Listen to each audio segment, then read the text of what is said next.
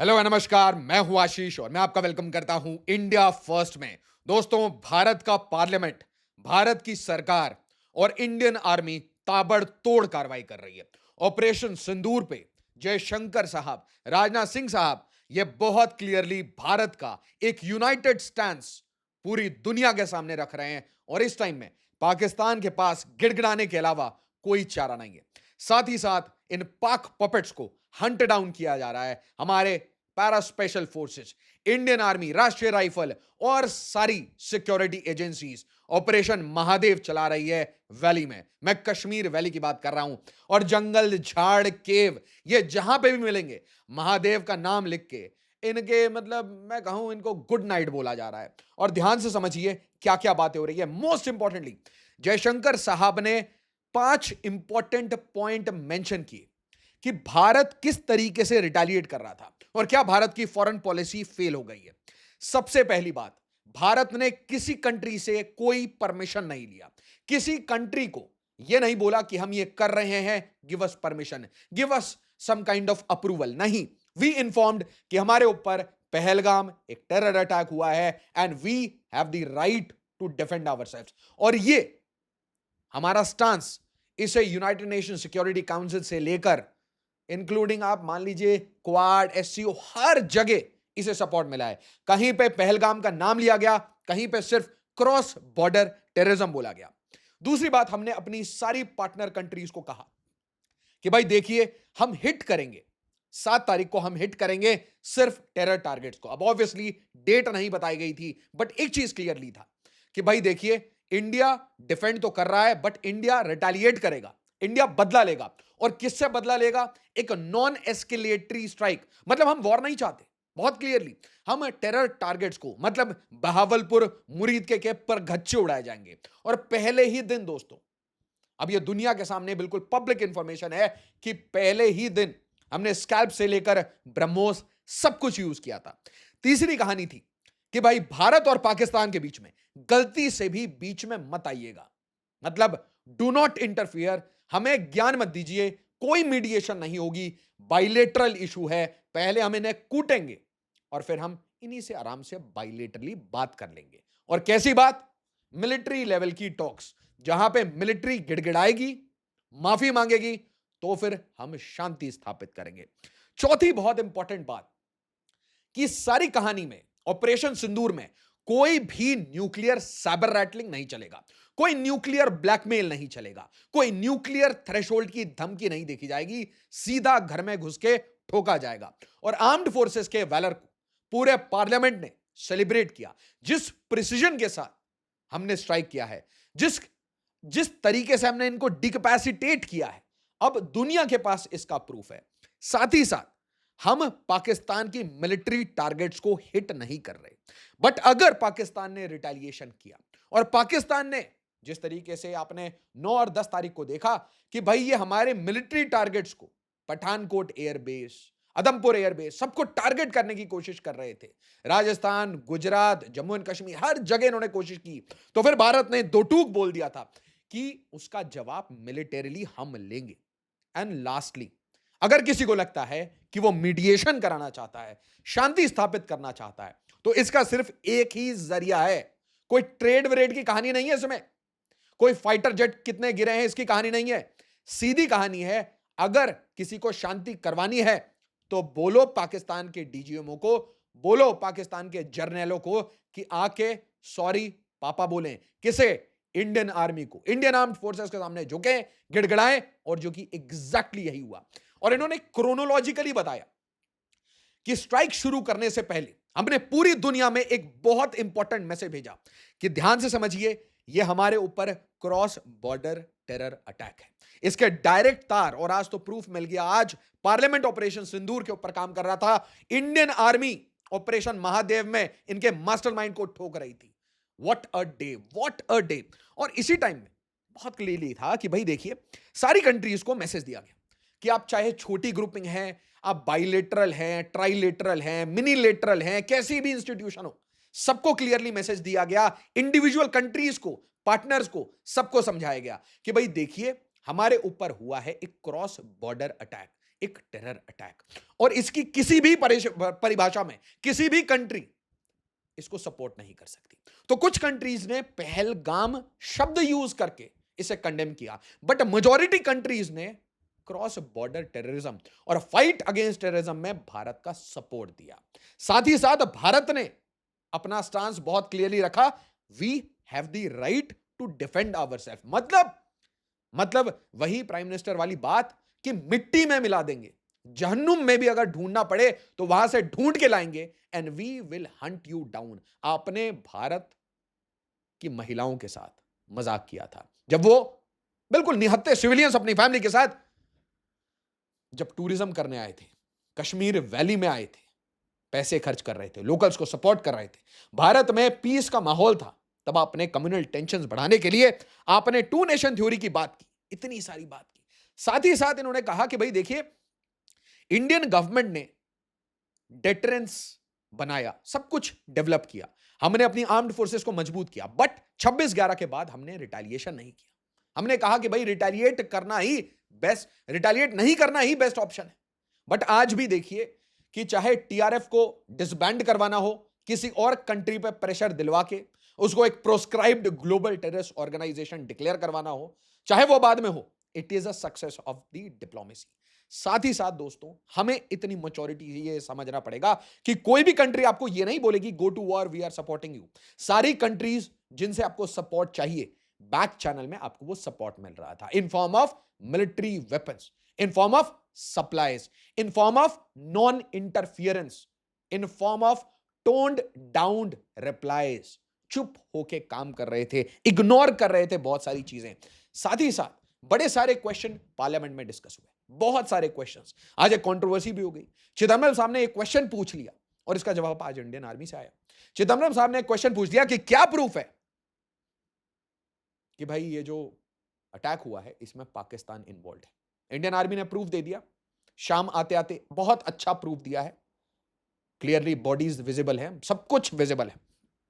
तो Indian diplomacy fail हो गई है। अब इंडियन डिप्लोमेसी तो वॉर नहीं कर सकती ना, वॉर से पहले, वॉर के बाद, ऑपरेशन से पहले, ऑपरेशन के बाद, ऑपरेशन के ड्यूरेशन में सारी जो डिप्लोमेटिक चार्टर है उसको मैनेज कर सकती है। एक और बहुत बड़ा इंपॉर्टेंट क्वेश्चन था कि भाई डोनाल्ड ट्रंप ने यह सीज फायर करवाया, उसका जवाब बहुत क्लियरली था कि हमने अपने सारे पार्टनर्स को पहले ही कह दिया था, आपको अगर इसे रुकवाना है तो पाकिस्तान को घुटने पे बैठना पड़ेगा, हमारी मिलिट्री के सामने घुटने पे बैठना पड़ेगा, मिलिट्री से बात करनी पड़ेगी, military level talks, DGMO talks.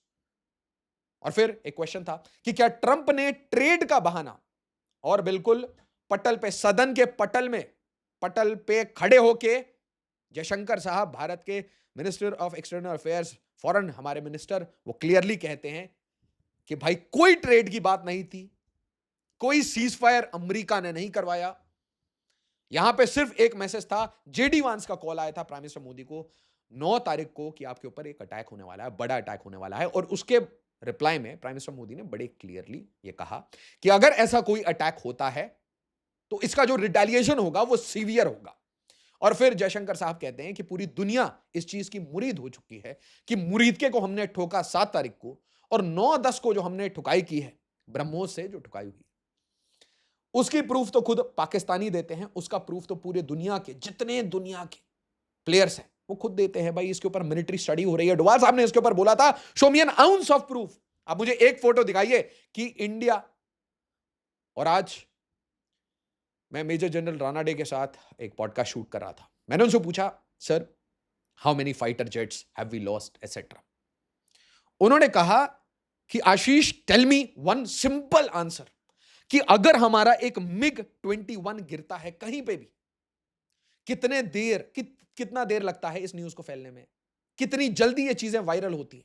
तो उन्होंने पूछा कि भाई एक बात बताइए, अगर फाइटर जेट गिर रहे थे, इतने नंबर में गिर रहे थे, तो वो कहीं गिरे होंगे, कहीं आग लगी होगी, कहीं पे विलेजर्स ने वीडियो बनाई होगी।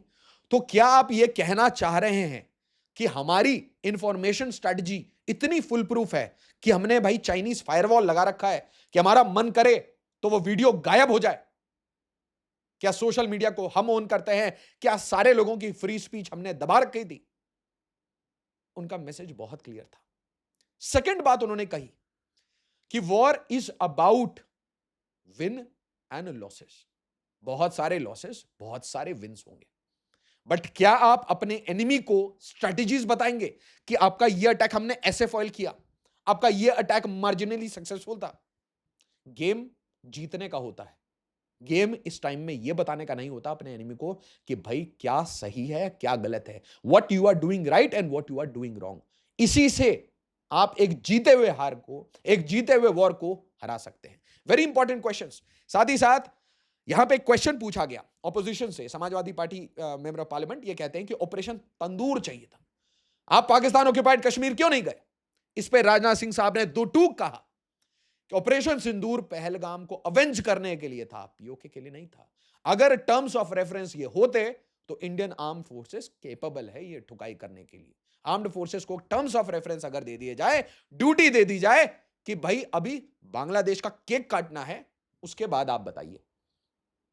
तो फॉर ऑल रिकॉर्ड हमारा गेम सिर्फ नॉन एस्केलेटरी हिट्स करना था ऑन टेरर टारगेट्स, हमें प्राइस बढ़ानी थी and that we did successfully. उसके बाद जब कोई सामने गिड़गिड़ाता है तो फिर आप क्या करते हो, आप बोलते हो कोई बात नहीं बेटा, कोई बात नहीं, फिर से करोगे, फिर से मारे जाओगे, क्योंकि operation Sindoor is on going. यहां पे देखिए, were any Indian soldiers harmed in operation Sindoor, Raja Singh साहब से पूछा गया कि कितने सोल्जर्स वीर गति को प्राप्त हुए, क्या हार्म हुआ, कितने फाइटर जेट गिरे, हाउ मेनी जेट्स डाउन्ड। तो ये ऑपोजिशन की तरफ से पूछा गया, तो उन्होंने कहा कि देखिए इंडिया की सेंटिमेंट अलाउ नहीं करती ऐसी डिस्कशन। और दोस्तों मैं इस स्टेटमेंट को बिल्कुल सपोर्ट करता हूं। इस वीडियो को अपने सारे ग्रुप्स में शेयर कर दीजिए, इसे खूब ज्यादा लाइक करिए, साथ ही साथ ट्विटर में मुझे जरूर फॉलो करिए, कुछ बहुत इंपॉर्टेंट अपडेट मैंने वहां शेयर किया है, ध्यान से देखिए।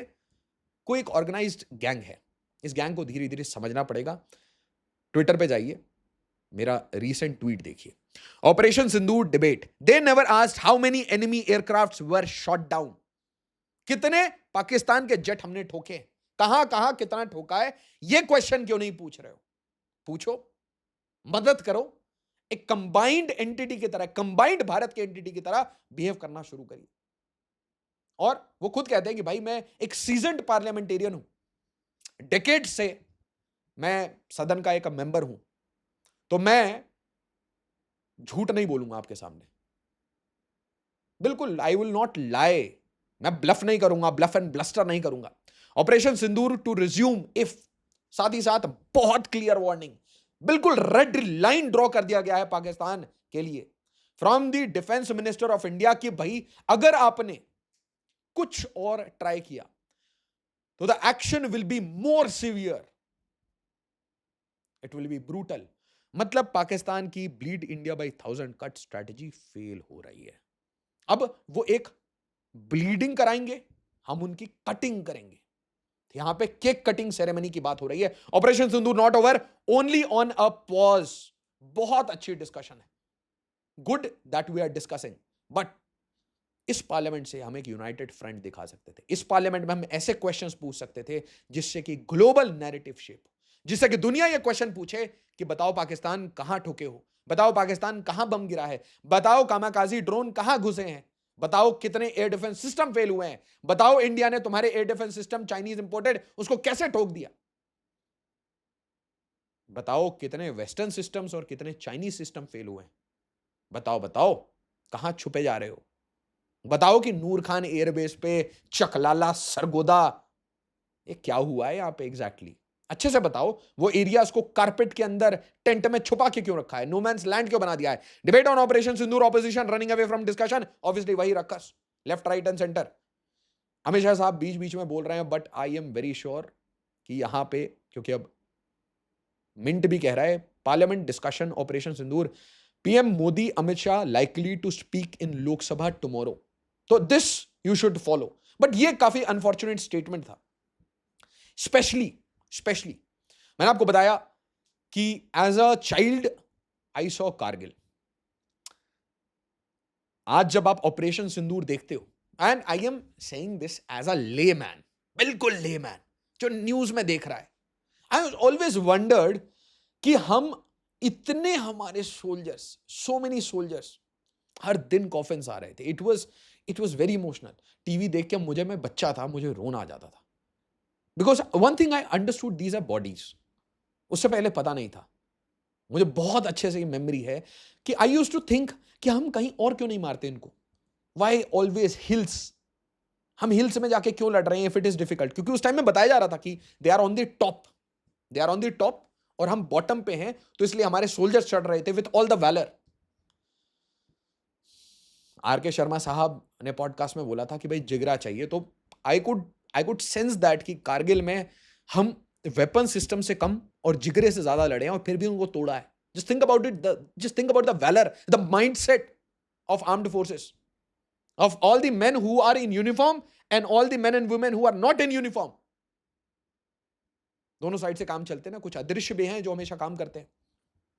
थिंक अबाउट इट कि अगर 26/11 के बाद या पार्लियामेंट अटैक के बाद आपने ठोक दिया होता तो पहलगाम नहीं होता.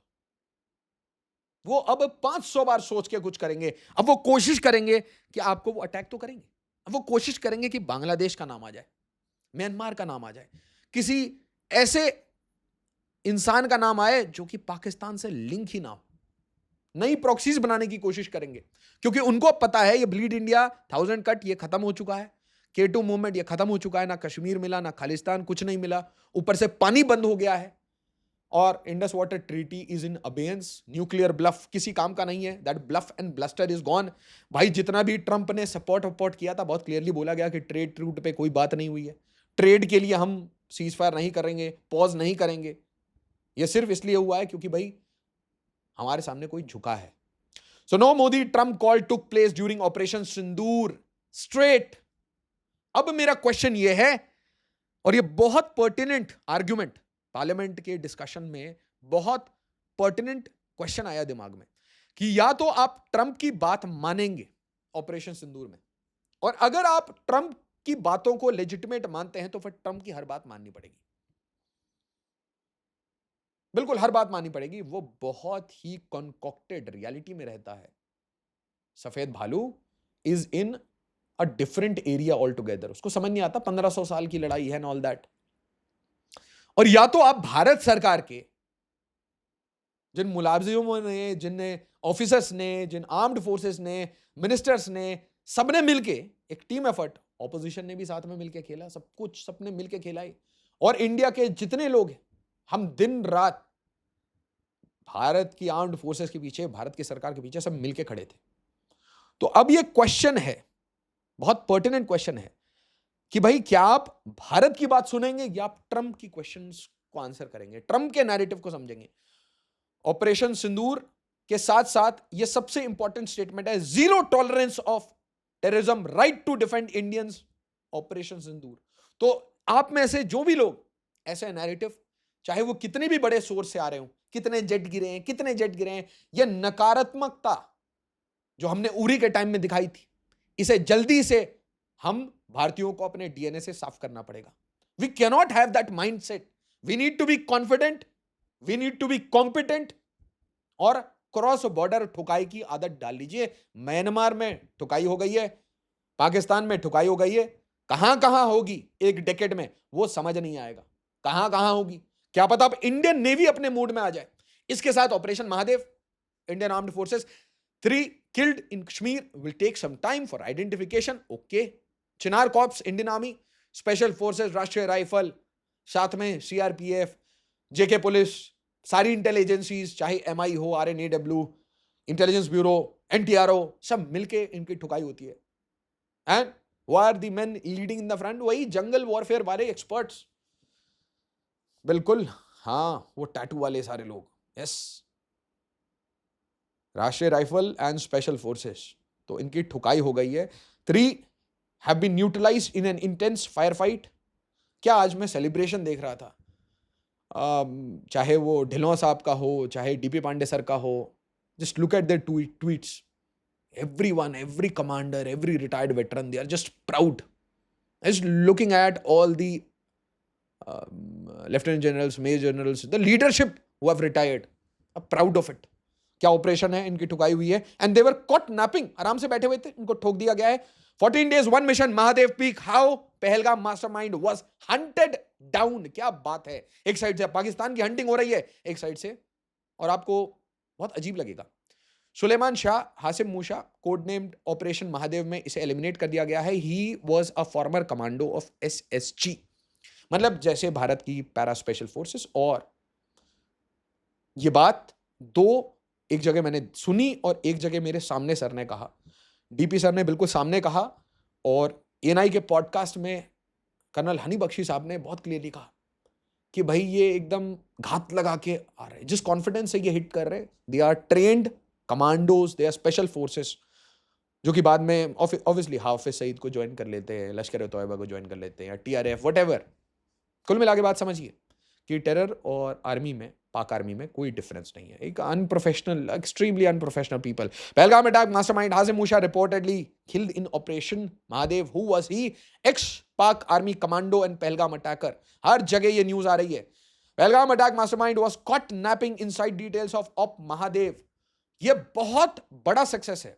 क्वेश्चन ये है कि क्या और एसएसजी कमांडोज आज वैली और उसके आसपास पीर पंजल को के वेस्टर्न साइड में, जंगलों में, केव्स में आज भी छुपे हुए हैं?